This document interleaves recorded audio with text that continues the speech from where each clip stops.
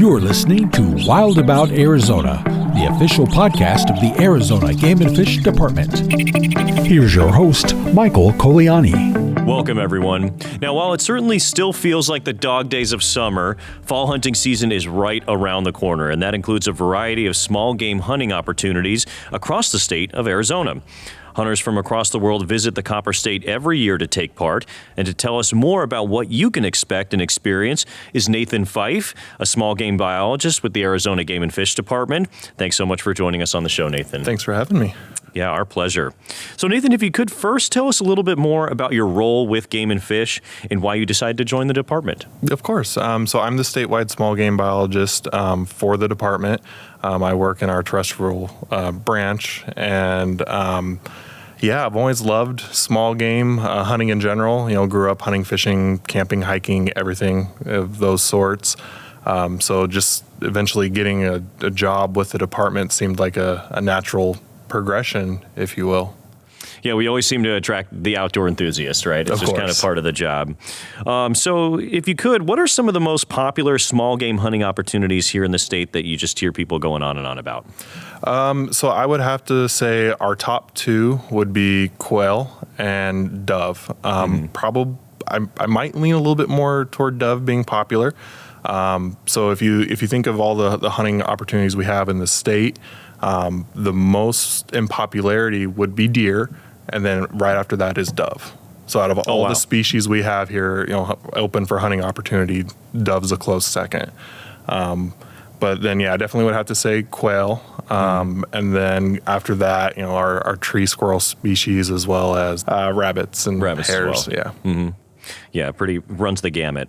So of these small game hunts, how do they differ from maybe those more traditional big game hunts that we hear so much about, and I know that you're taking part in as well this year? Yeah. So I drew a deer tag. I love big game hunting, but what I like that sets apart small game hunting is, other than sandhill crane for the state of Arizona, you don't need to get drawn. If you have a valid hunting license and it's within the season dates, you can just go ahead and get your license, your gear, and go. We do have quite an array of small game hunting opportunities as well, all throughout the state, really. So it's just it's a little bit less pressure. You don't have to deal with applications and the draw and making sure you have everything quite detailed and down to a T, if you will. It's a little bit more of a relaxed environment. It's open to newcomers as well. I hear a lot from people that are new to the sport of hunting and outdoors in general. It's more approachable to do a small game hunt than go for that deer or the elk, and a little bit of an intimidation factor with newbies. So it sounds like this might be a great opportunity for somebody who's just interested in hunting in general, and just kind of a springboard for them to start on if they wanted to move on to some kind of big game hunt at some point. Oh, of course, yeah, definitely. And is that how have you spoken with any beginners before, kind of about those feelings and what kind of drew them to hunting these small game in the first place? Yeah. So I last year and then this year as well, we go and do various small game mentorship hunts with various groups. So last year we went with myself and my supervisor, we went to up around Flagstaff with the Arizona Wildlife Federation and Backcountry Hunters and Anglers. They do an annual family squirrel camp. You speak to not only youth, but even adults that are new to hunting and fishing and everything like that. And they quite often they'll tell me, this is more of my comfort level, a little bit more easier to get into versus those big game hunting opportunities. What do you think? Nathan, you already talked about your passion for being outdoors, hunting, camping, all those sorts of things. But what really kind of draws you to the experience of going out into the woods, out into all the different habitats that Arizona has, and just enjoying your time outdoors? Or what is it that really gets you out there? Yeah, it really is just being outdoors and enjoying my time out there. It's growing up hunting. You always want to maybe venture off and pursue a new species and everything like that. And with being in Arizona, we have a variety of small game species that you can pursue.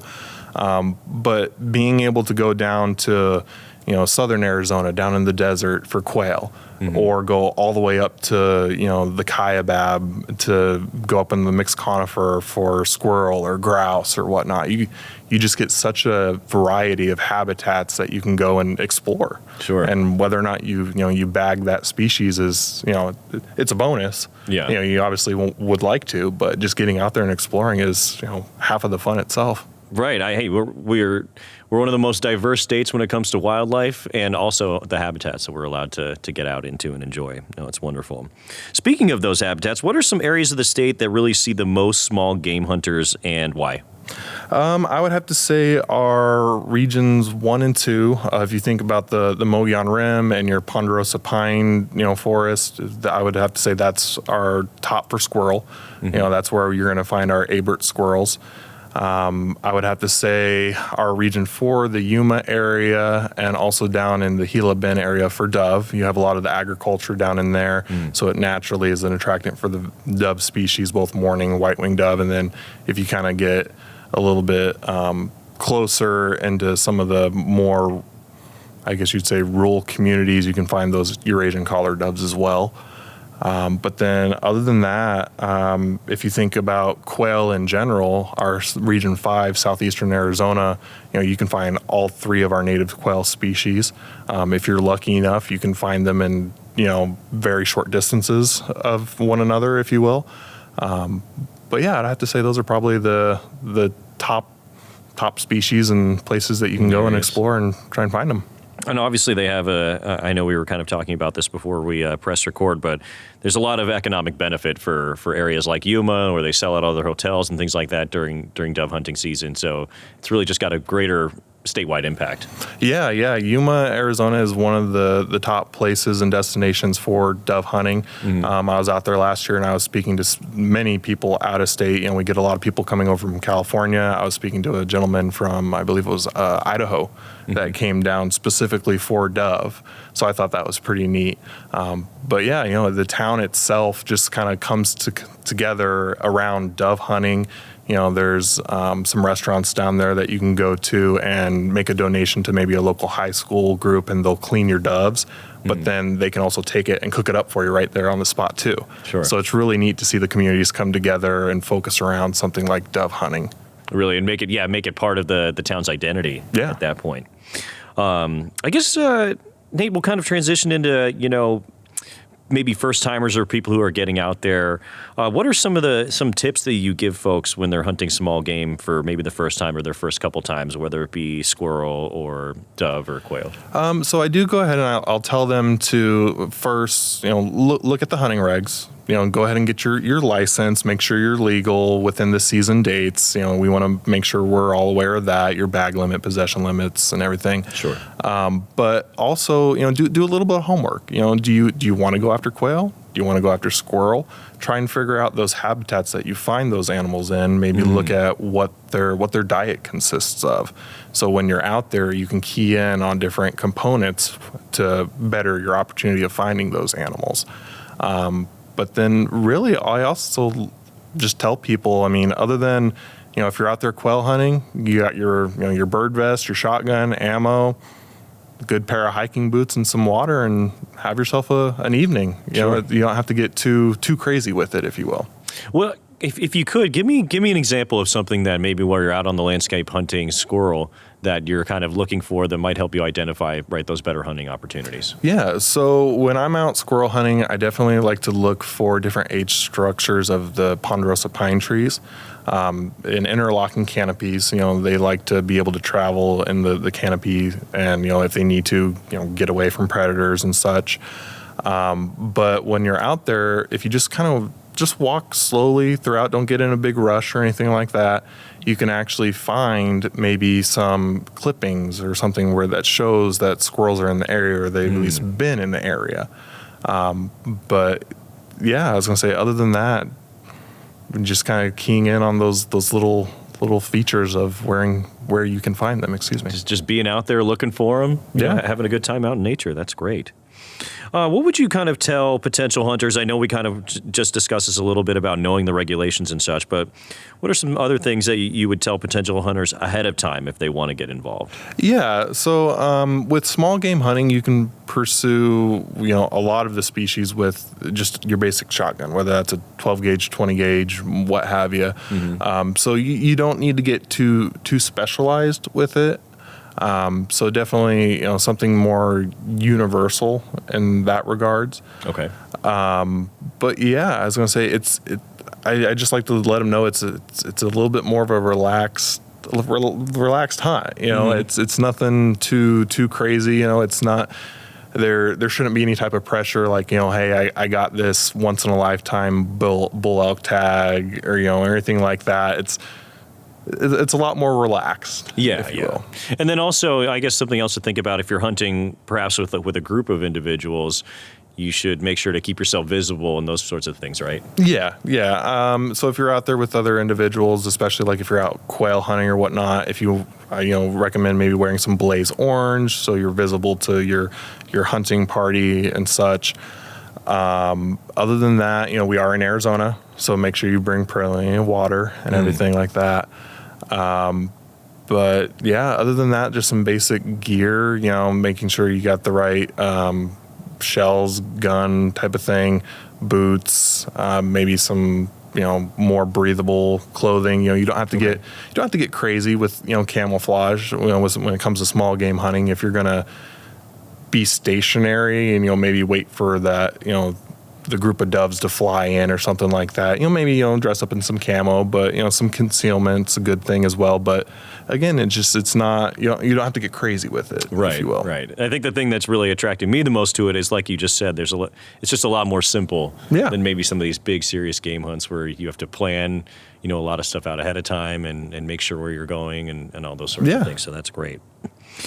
So this next one I really wanted to ask you about is pretty exciting, and tell us a little bit about that small game challenge that the state offers that we've read so much about on the website. Yeah, so we team up with Valley of the Sun, Quail Forever, and they're the ones that organize the challenge. You go ahead and it should be open for registration around August 1st. You can go on and pick from one of 4 challenges. You just need to register prior to harvesting or the season openers for said species for your challenge.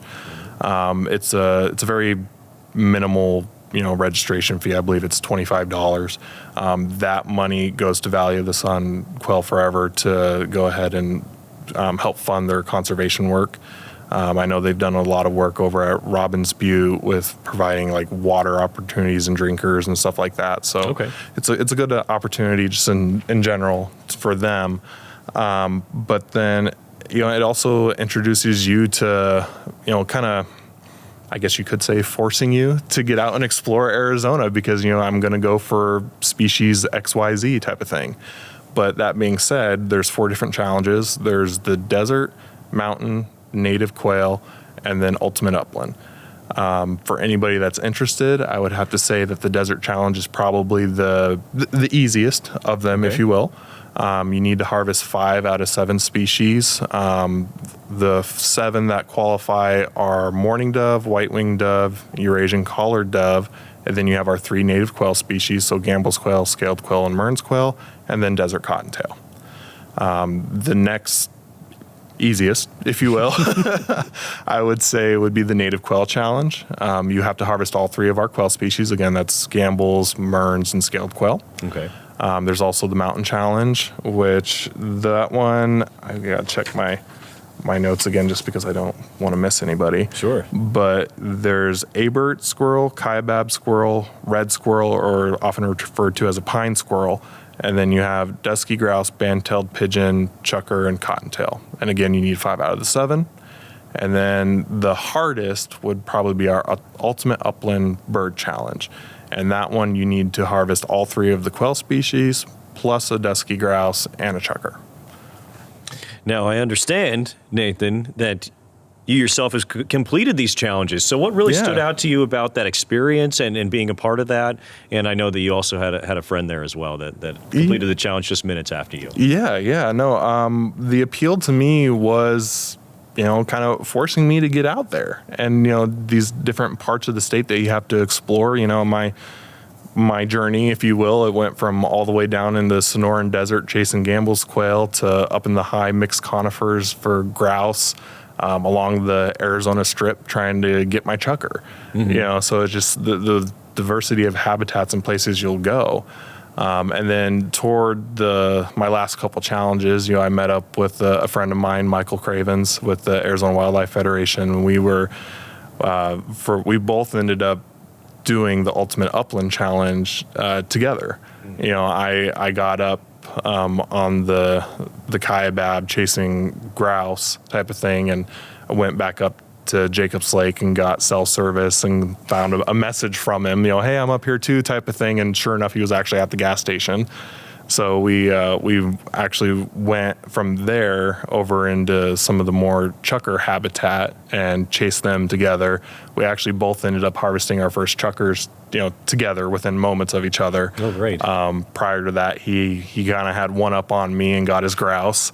I had to come back up and get my grouse type of thing, and then we went ahead and got our Gambel's and scaled quail, separate from one another, but we came together for the opener of Mearns quail, and kind of the quote unquote showdown, if you will, type of thing, and just kind of luck of the covey rise, if you will. The birds flushed up in front of me, and I got one. Probably not even 5 minutes after, and then he got his type of thing. So wow, fantastic. Yeah. It just really, I feel like these challenges in particular, like you said, they're going to get you out across the state, exploring, seeing new habitats, new environments that maybe people haven't come across before. Folks that primarily hang out in the valley or hang out in Tucson, one of the big cities, they get a chance to go out and really get to explore. Nathan, is there anything else just about small game hunting season that you feel like folks should know? Overall, I would just let people know that it's a very welcoming type of hunt, if you will.